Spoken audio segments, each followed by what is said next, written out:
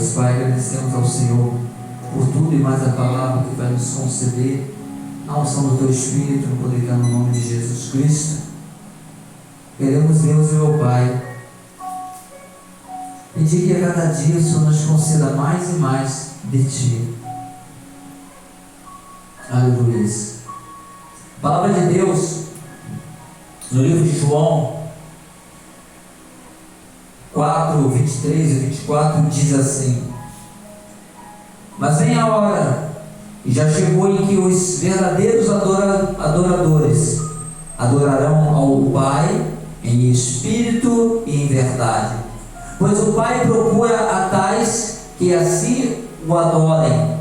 Deus é espírito, e importa que os que o adorem em espírito e em verdade. Amém? Esses dois versículos falam algo que nos chama a atenção. Nos chama a atenção de uma coisa. Podemos observar que Deus nos conduz a o adorar da maneira que Ele é. É algo tremendo. Deus, Ele fala, e aqui através do livro, de João, do Evangelho de João, dizendo que, mas vem a hora e já chegou, em que os verdadeiros adoradores adorarão o Pai em espírito e em verdade, pois o Pai procura tais que assim o adorem. Deus é espírito, e importa que os que o adorem em espírito e em verdade. É tão interessante, quando Deus vai nos conduzindo o adorar da maneira que deve ser adorado e pelo que Ele é. Ele é espírito e em verdade. Nós temos que observar que tem que ter um entendimento para que possamos adorar esse Deus. E Deus tem procurado essas tais pessoas que estão tendo o entendimento de o adorar pelo que Ele é. Muitas pessoas estão aprendendo a adorar pelo que Ele faz, mas não pelo que Ele é. E para o adorar, nós observamos, e em espírito e em verdade, tem que confiar, acreditar, crer que Ele é espírito e é verdade. Muita gente acredita, adora a Deus, esse Deus que fala com a boca como se fosse natural. Eu adoro a Deus como algo natural, como uma coisa que fosse natural, quando verdadeiramente só tem como adorar Ele em espírito e em verdade. Porque em verdade não adianta adorar uma coisa fingindo que está adorando. Não adianta, nós temos que ser verdadeiro na nossa adoração a esse Deus maravilhoso.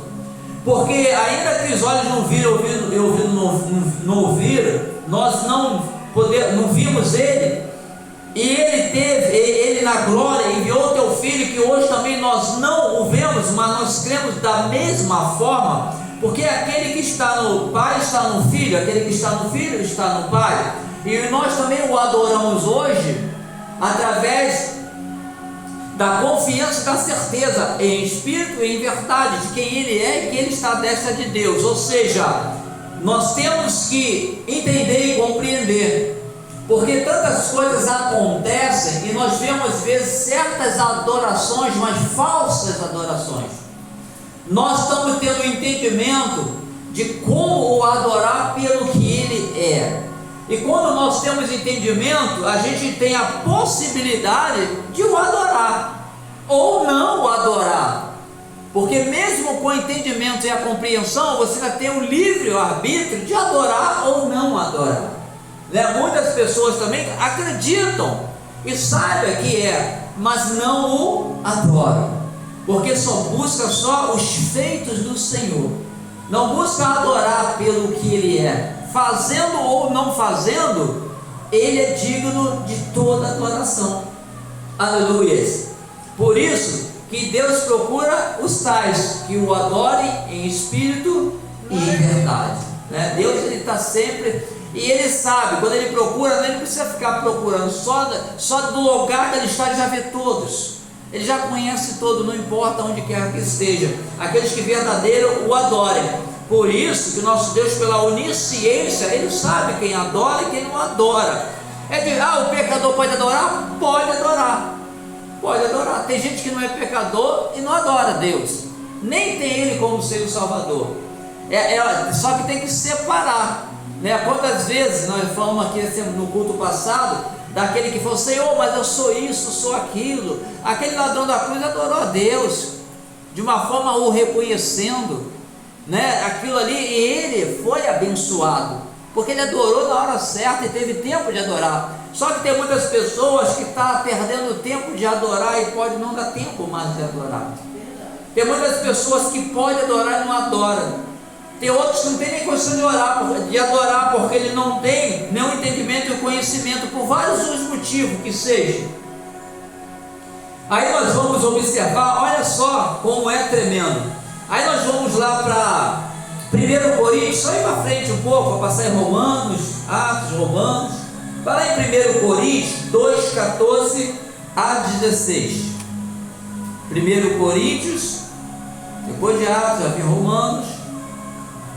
1 Coríntios 2, aleluia, do 14 ao 16. Olha como é que é uma testificação do que ali fala no livro de João, que devemos adorar, e Deus, como que Ele procura os tais, como?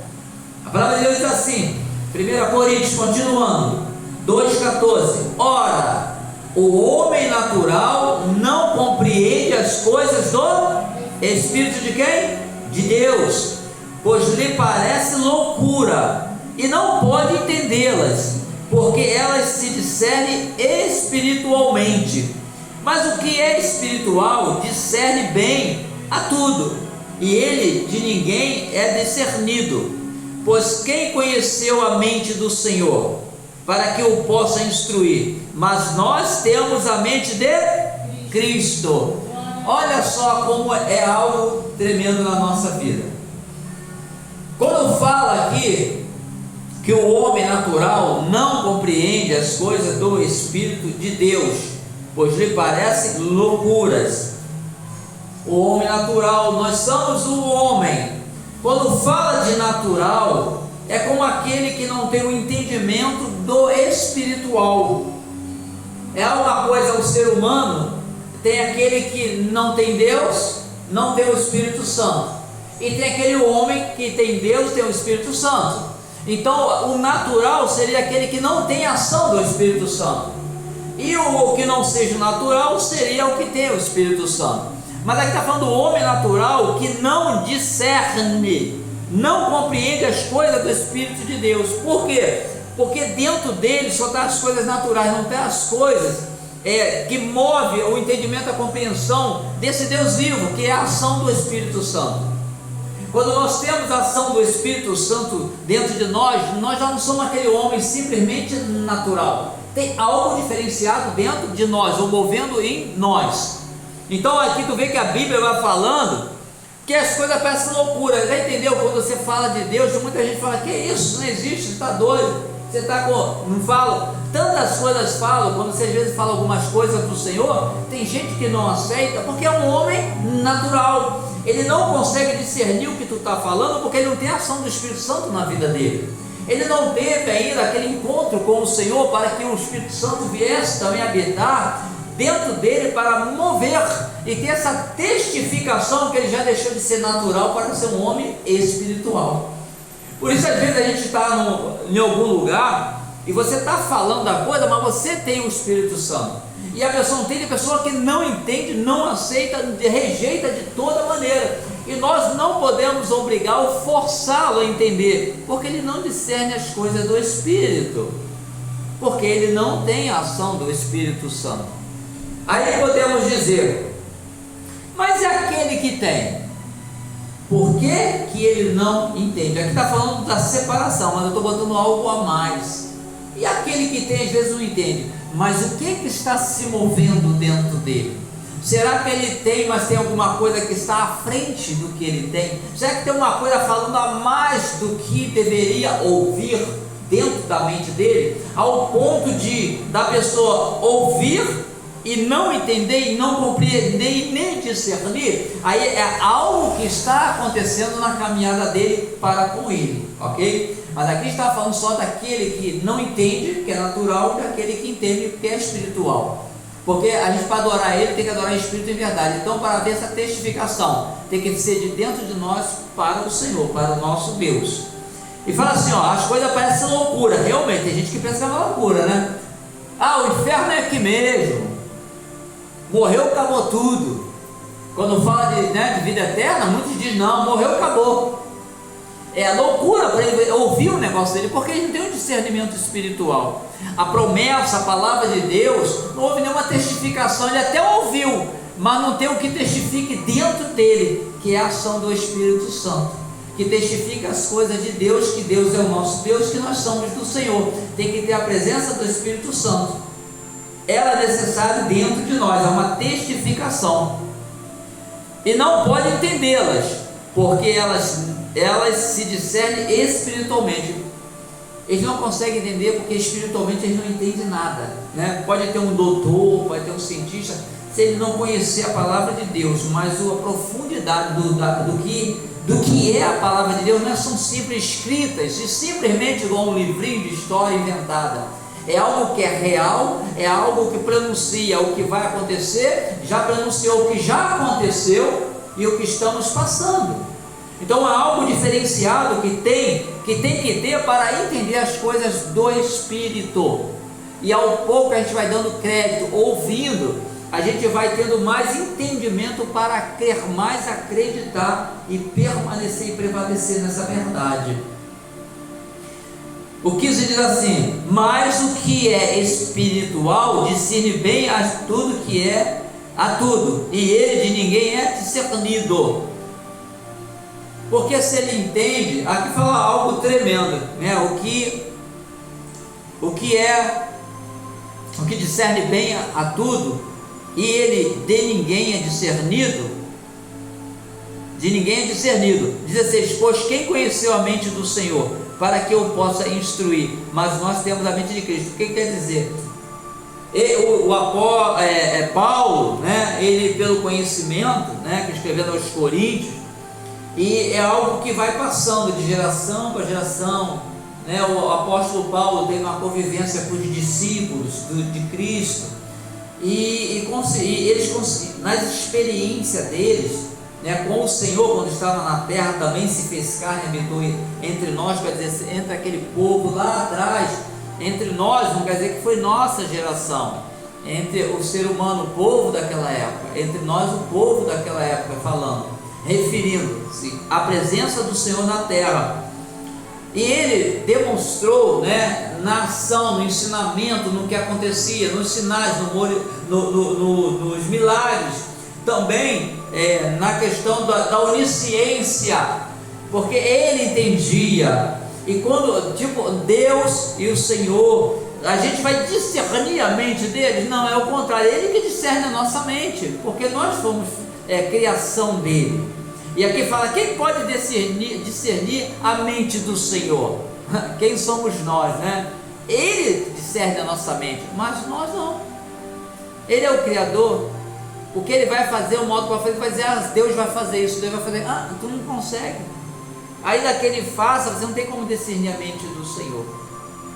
Aí, mas Paulo fala assim, ó: pois quem conheceu a mente do Senhor, para que o possa instruir, mas nós temos a mente de Cristo.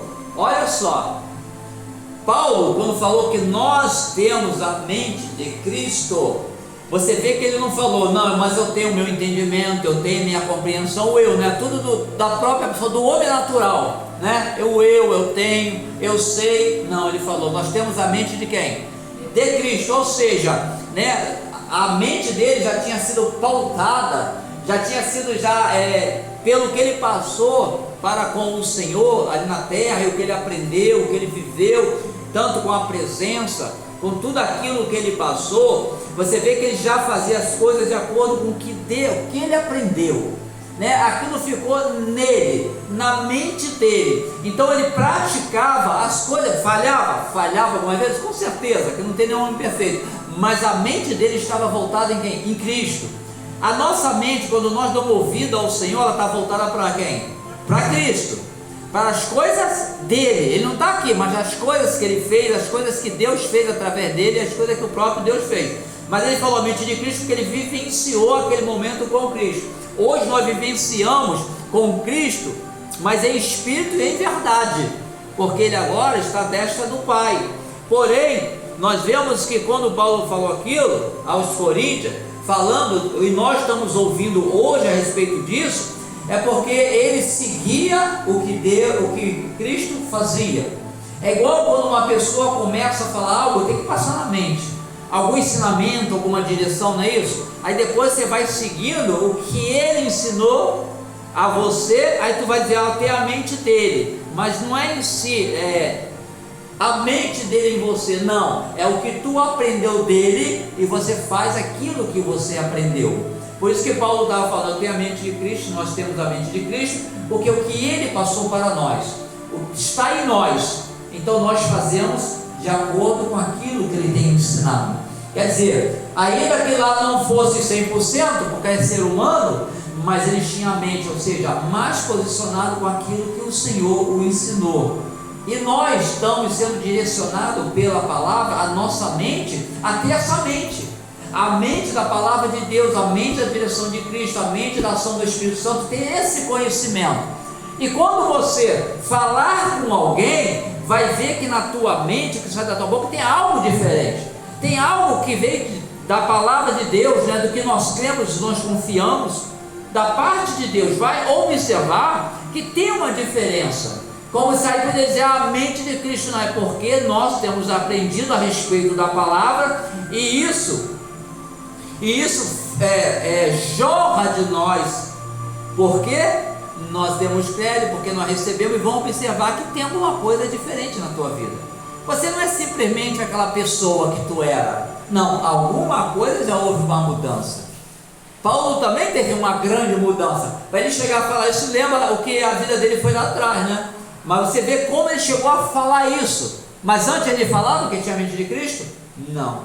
Depois do chamado, depois do que ele passou, das vitórias que teve, com as derrotas, das quase mortes, com os livramentos, ele pôde falar isso. Isso são as nossas vidas. A cada dia que a gente vai vivenciando experiência com o Senhor, dando crédito à palavra de Deus, a nossa mente vai sendo transformada. Por isso que muitas mentes se transformam para o mal. Por quê? Só recebe do mal. É como ele disse assim, eu tenho a mente do mal, porque só na mente só vem coisa ruim. Foi o que entrou, o que aprendeu, cresceu com o mal, tudo isso. Mas quando há uma transformação da ação de Deus, do nosso Senhor, a mente vai mudando. E essa mudança ela tem que ser explícita, ela vai aparecer. Ao tempo dela vai aparecer e vão reconhecer que algo está diferente em nós. Amém? E os que não reconhecerem, Deus sabe que mudou em nossas vidas. Amém? Deus ele é tremendo. Então você vê que são palavras que nós não somos, na verdade, não somos mais pessoas ou homens. Quando fala homens, inclui mulher e homem, não fala de sexo, como fosse tudo só. Nós vemos que nós não somos mais pessoas naturais. Já fomos, não somos, mas também tem o natural em nós, mas não somos mais só natural, porque também nós temos o Espírito Santo, então nós também somos pessoas espirituais. Por isso é que quando prega, quando Deus fala, a gente vai discernindo que faz parte realmente, que é verdade, mesmo que seja impossível para os nossos olhos, para os nossos ouvidos, mas a gente discerne que é verdade. Amém? Então isso a cada dia tem nos instruído a essa verdade, que a gente venha continuar assim, firmado e confiando na verdade. E a nossa mente a cada dia ela vai melhorando diante dessa verdade que nós temos ouvido e dando crédito. Por isso não devemos parar, não voltar atrás, nem desviar do caminho, mas prevalecer, pois Ele é o caminho, a verdade e a vida. Amém? Glória a Deus, aleluia.